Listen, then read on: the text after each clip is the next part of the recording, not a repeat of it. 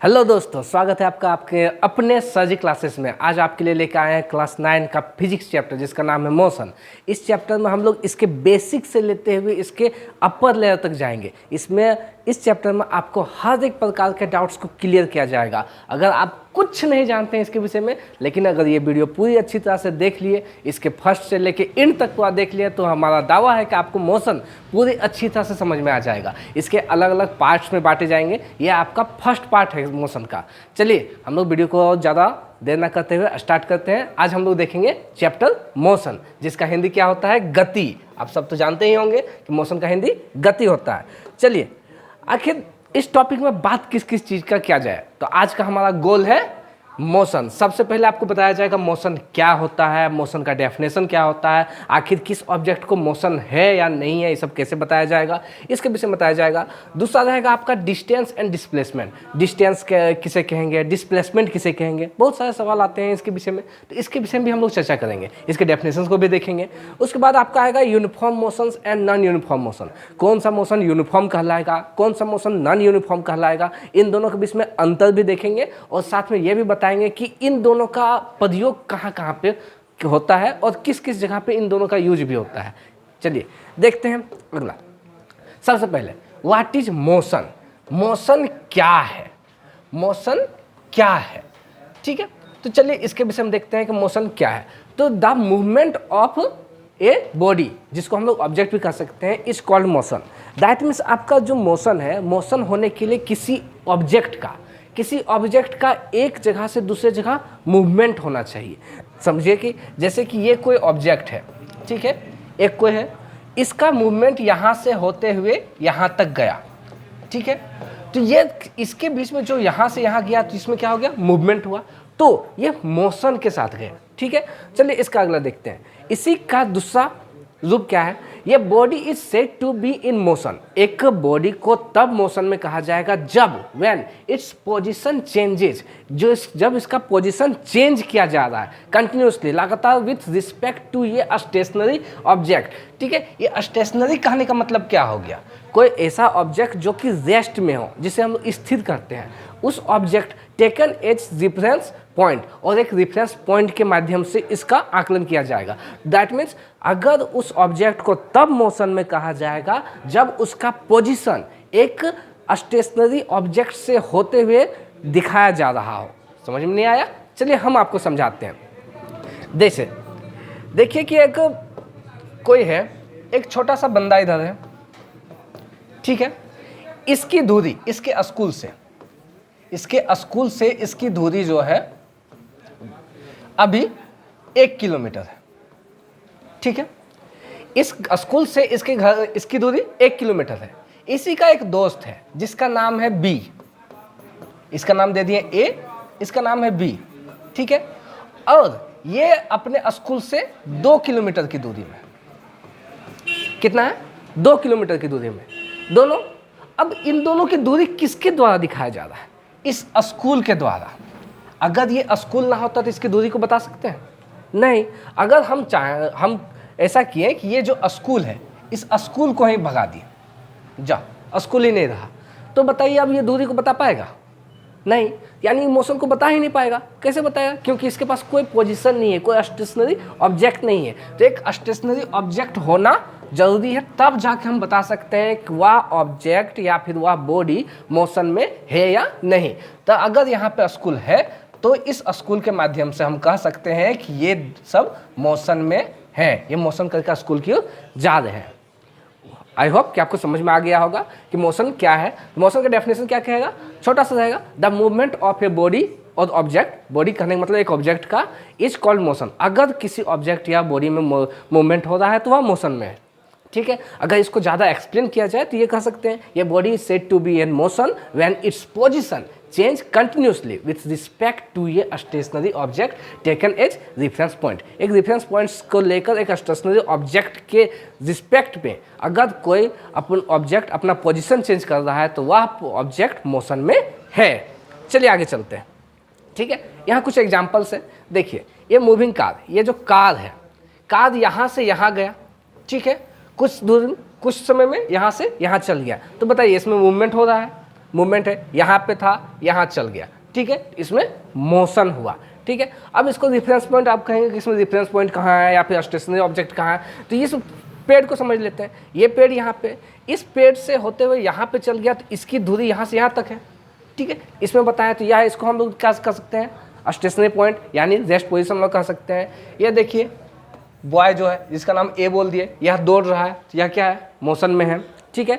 देखिए बंदूक, ठीक है, शूटर्स वगैरह यूज करते हैं बंदूक, ठीक है, जिसको हम लोग गन भी कहते हैं। इससे निकला हुआ बुलेट, तो यह भी मोशन में है, ठीक है, इसके अंदर से बुलेट निकल रहा था, ये मोशन में है। चलिए आगे देखते हैं, स्टेशनरी ऑब्जेक्ट और मूविंग ऑब्जेक्ट।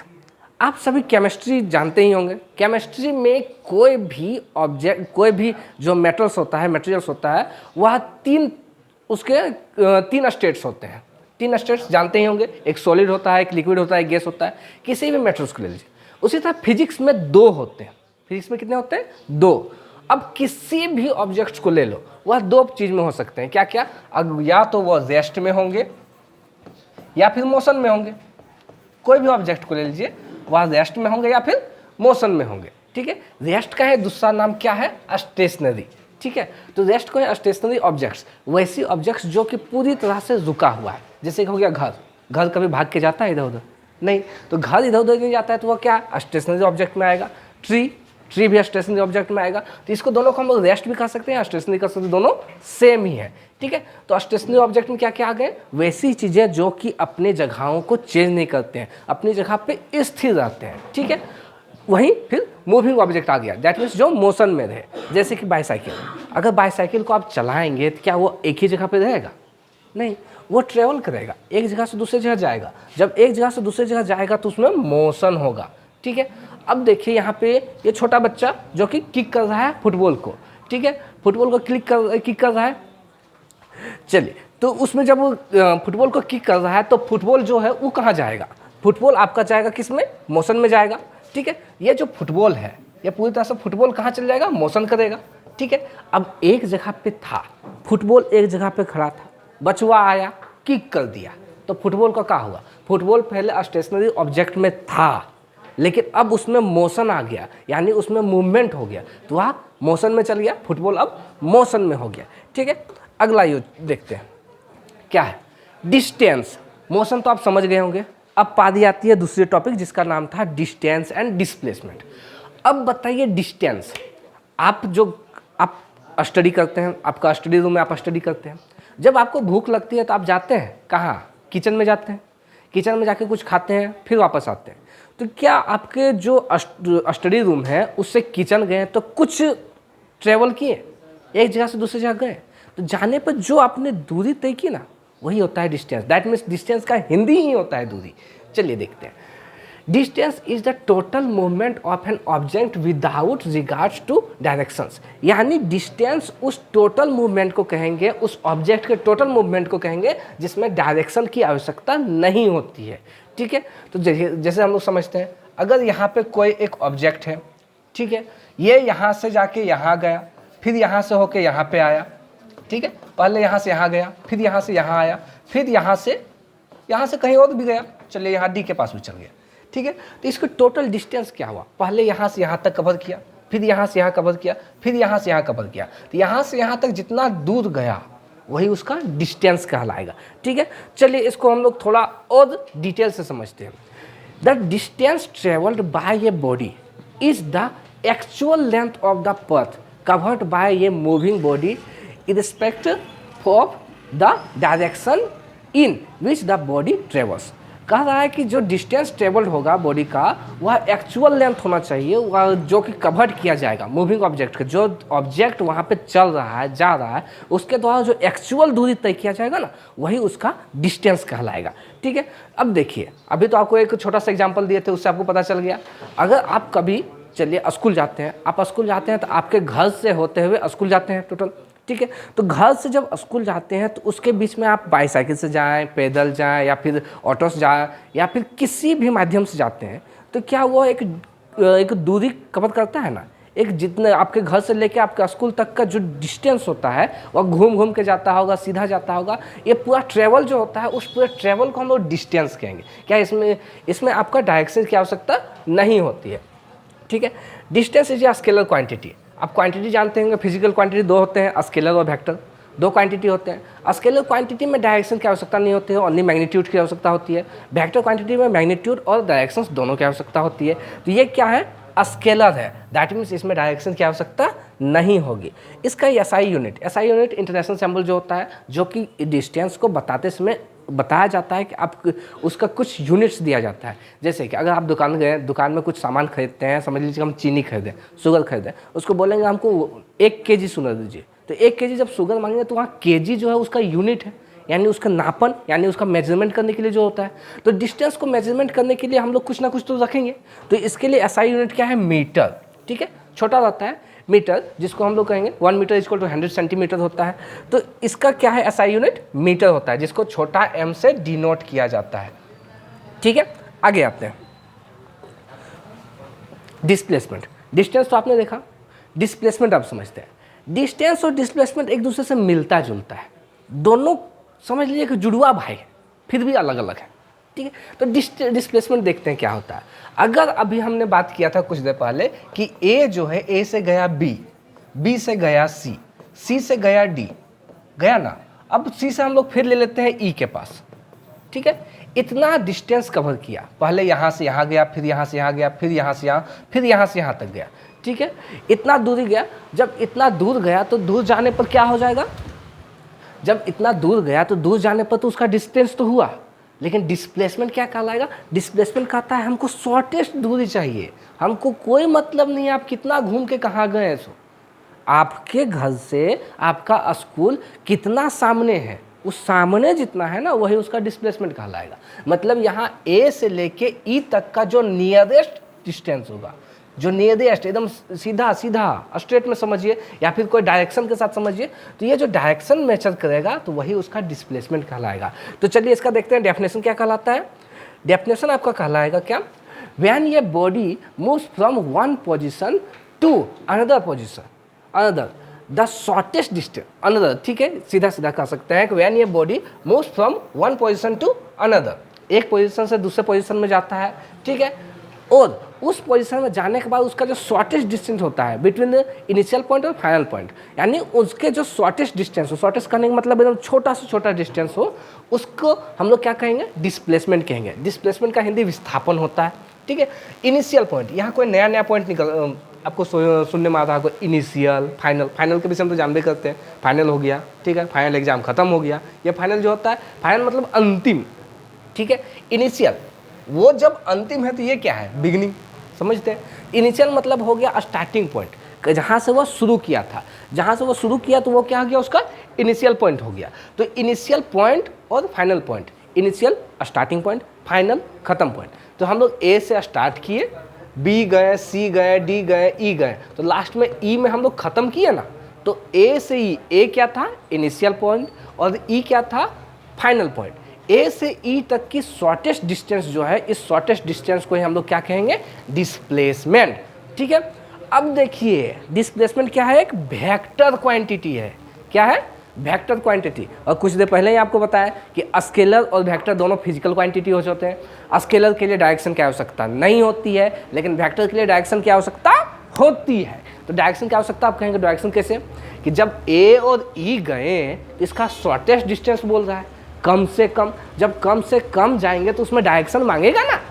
आप ही बताइए, हमको जाना है अपने घर से स्कूल, तो स्कूल ना जाके हम सीधा स्कूल जाते तो हमको डिस्प्लेसमेंट हो जाता है। घरवा के सामने स्कूल था, सपोज दैट कि घरवा के सामने स्कूल था, हम सीधा जाते हैं, डिस्प्लेसमेंट मतलब उतना ही होता, डिस्टेंस भी उतना ही होता। लेकिन ना, हमको मन किया कि सबसे पहले हम जाएंगे अपने दोस्तों के पास, जाएंगे, उसके पास गए, फिर उसके दोस्तों के पास जाएंगे, उसके पास गए, फिर वहाँ से फिर स्कूल आए, इतना दूर घूम के आए। तो हम तो डिस्टेंस तो ज़्यादा किए, लेकिन हमारा डिस्प्लेसमेंट क्या हुआ, घर से लेकर स्कूल उतना ही रह गया। जब घर से स्कूल गए तो वह छोटा सा डिस्टेंस बन गया। ठीक है, अब वह छोटा सा डिस्टेंस ही डिस्प्लेसमेंट कहला गया। तो उसमें डायरेक्शन की आवश्यकता हुई, डायरेक्शन की आवश्यकता हुई, तो वो क्या हो गया, वेक्टर क्वांटिटी। ठीक है, अब देखिए डिस्टेंस का है जुड़वा भाई है, तो जब डिस्टेंस का जुड़वा भाई है तो इसमें क्या होगा, उसकी एसआई यूनिट चेंज होगी नहीं। जो डिस्टेंस का एसआई यूनिट होता है वही डिस्प्लेसमेंट का भी एसआई यूनिट होता है, क्या, मीटर। ठीक है, चलिए आगे चलते हैं, देखते हैं। यहाँ पे दो आपके पास छोटे छोटे इमेज हैं। ठीक है, इन इमेजों में समझिए, अगर हम यहाँ से यहाँ के कोई गया, ठीक है, ये गया, ये गया, इधर से जा रहा था, इधर से जा रहा था, ये पूरा ट्रायंगल समझ लीजिए। अगर इधर से हम 4 इंच गए, इधर 3 इंच गए, ये छोटा सा ट्रायंगल है जिसको राइट एंगल ट्रायंगल भी कह सकते हैं, ठीक है। अगर यहाँ से हम माना जाए कि ये पूरा का पूरा घूम के गया, इसको हम लोग ए कर लेते हैं। जैसे हम लोग मान लेते हैं कि इसका ए है, इसका नाम ए, इसका नाम बी, इसका नाम सी, ठीक है। कोई ए से गया बी की ओर, ठीक है, बी से फिर मुड़ के आया सी की ओर, और सी से फिर मुड़ के आया ए की ओर। तो ए में आके फिर स्टॉप हो गया। स्टार्ट भी यहीं से किया था, स्टार्ट यहीं से किया था, ठीक है, और स्टॉप भी यहीं आके हो गया। तो बताइए इसका डिस्टेंस और डिस्प्लेसमेंट आप लोग बताइए। क्या डिस्टेंस जो होगा, ए से स्टार्ट किया था, बी के पास गया तो कितना 3 इंच का यहाँ पे डिस्टेंस कवर किया, फिर बी से सी आया तो यहाँ पे 5 इंचेस का यहाँ पे कवर किया, ठीक है। अब सी से फिर ए के पास आया तो 4 इंच का यहाँ पे कवर किया, यानी टोटल कितने हो गए, इन तीनों को जोड़ देंगे तो हमारे पास हो गया 12 इंचेस, यानी 12 इंच का यह डिस्टेंस कवर किया। लेकिन डिस्प्लेसमेंट क्या हुआ, 0। अब क्या है, काहे कि ससुरा यहाँ से स्टार्ट किया था, यहीं पे आके ख़त्म किया है। तो बताइए इसका शॉर्टेस्ट डिस्टेंस कहाँ होगा, जहाँ स्टार्ट हुआ वहीं आके ख़त्म हुआ, तो इसका कोई डिस्प्लेसमेंट होगा नहीं, इसका क्या हो जाएगा, बड़ा सा 0, ठीक है। सेम इसमें देखते हैं, अगर कोई यहाँ से स्टार्ट किया, यहाँ से कोई स्टार्ट किया, ठीक है, अब ट्रेवल करते गया, इधर से गया, इधर गया, घूम के पूरा का पूरा चक्कर लगा के आया है, ठीक है, चक्कर लगा के यहाँ पे आ गया, थक के हाँफने लगा, पूरा घुस गया, पूरा घूम गया। अब इतना घूमने के बाद किया क्या, सिर्फ डिस्टेंस कवर किया, डिस्प्लेसमेंट कुछ किया नहीं। डिस्प्लेसमेंट जो हो गया यहाँ पे आके लास्ट हो गया, यानी 0 हो गया, ठीक है। चलिए इसके बाद हम लोग आगे चलते हैं। तो आगे चलने के लिए हम लोग थोड़ा रुक जाते हैं। अब इसके बाद आज के लिए यहीं समाप्त करते हैं, और आगे हम लोग जो देखेंगे उस पर आपको uniform motion, non uniform motion, उससे रिलेटेड न्यूमेरिकल्स, उससे रिलेटेड और भी बहुत सारी चीज़ें हम लोग जानकारी लेंगे, ठीक है। आज के लिए इतना ही, बहुत बहुत धन्यवाद, थैंक यू।